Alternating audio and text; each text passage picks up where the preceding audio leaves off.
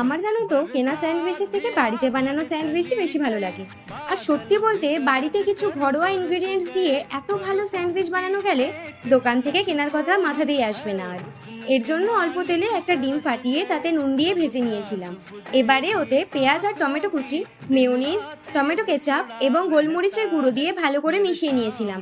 তোমরা এখানে পছন্দ মতো ভেজিস অ্যাড করতে পারো। এবারে একটা নর্মাল পাউরুটি স্লাইস নিয়ে ওতে স্টেপ বাই স্টেপ প্রথমে বাটার, দেন কেচাপ লাগিয়ে তার উপরে ডিমের মিশ্রণটা দিয়ে দিয়েছি। এবারে একটু করে চিজ ছড়িয়ে উপরে আরেকটা পাউরুটির স্লাইসে বাটার লাগিয়ে স্যান্ডউইচটা ঢেকে দিয়েছি।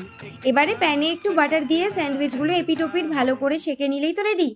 বিশ্বাস করো, ব্রেকফাস্ট হোক বা সন্ধ্যায় টিফিন, বাচ্চা হোক কিংবা বুড়ো, এই স্যান্ডউইচ কিন্তু সবার ভীষণ ভালো লাগবে। তাই একবার হলেও বাড়িতে বানিয়ে দেখো আর কমেন্ট করে কিন্তু অবশ্যই জানিও যে তোমাদের কেমন লাগলো।